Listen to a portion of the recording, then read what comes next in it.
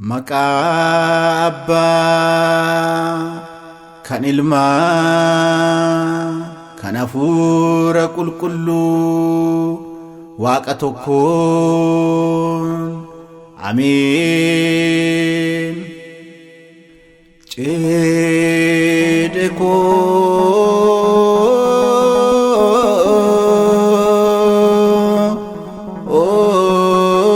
koon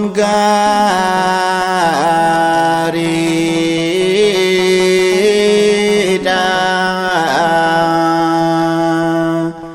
cisni isaas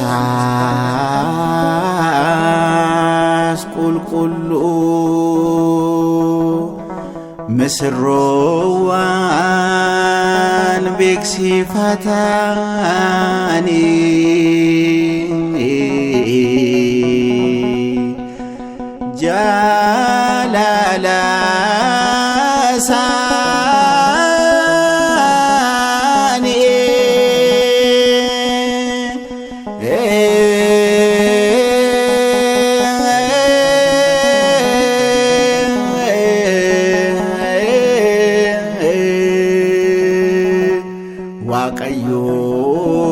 Waaqayyoos eebbisee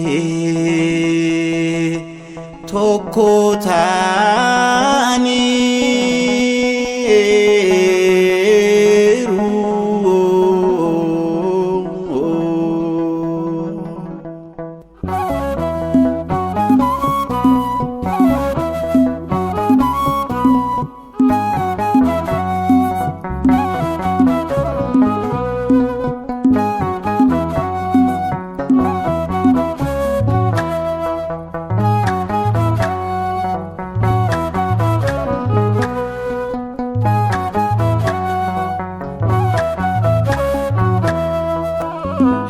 Heeruma gaarii fuudha gammachuu, heeruma gaarii fuudha gammachuu, isiniif haa ta'u misirroo wallachuu, isiniif haa ta'u misirroo wallachuu.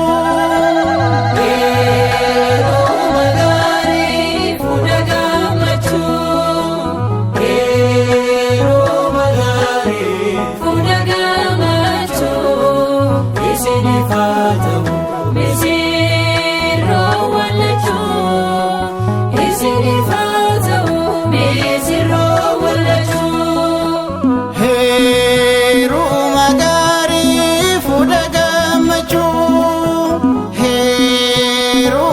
gaarii fuudha gammachuu, isiniif haa ta'u misirroo wallachuu, isiniif haa ta'u misirroo wallachuu.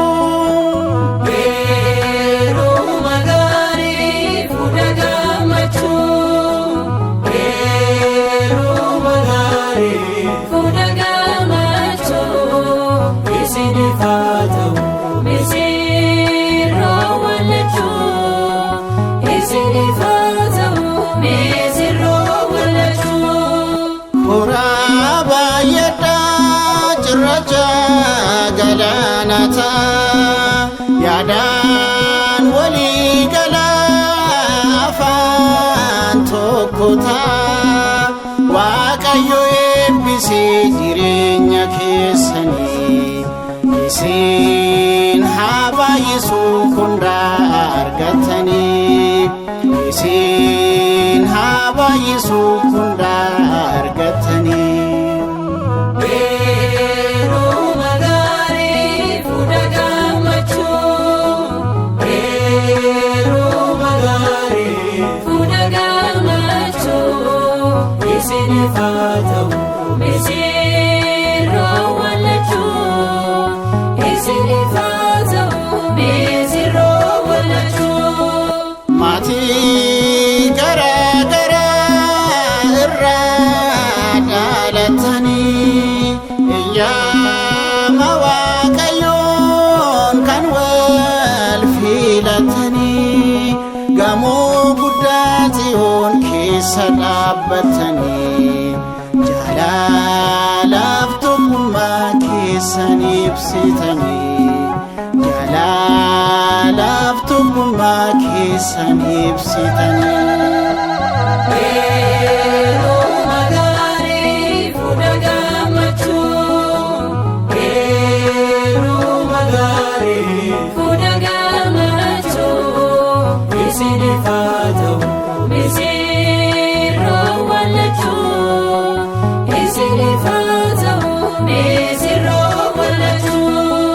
Kana booda isin lama miti tokko Waaqayyo haa ta'u mana keessaniif hirkoo dallaa wangeelaatiin mana keessan marsee diinaaf hin banamu ijaareera cimsee diinaaf hin banamu ijaareera cimsee.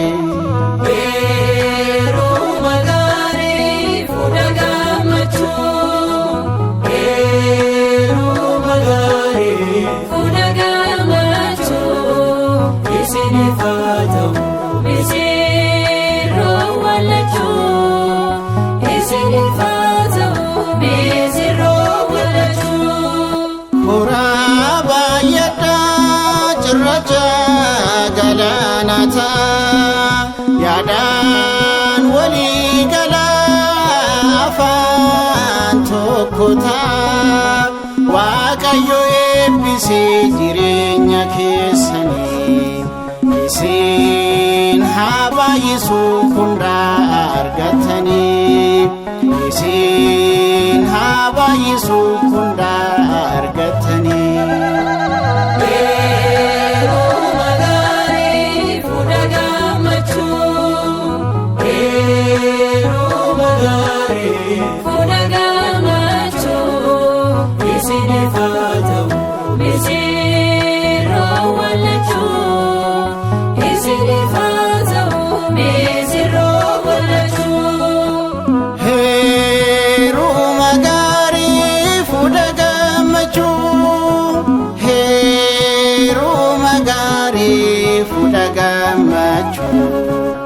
Isiniif haa ta'u misirroo wallachuu isiniif haa ta'u misirroo wallachuu.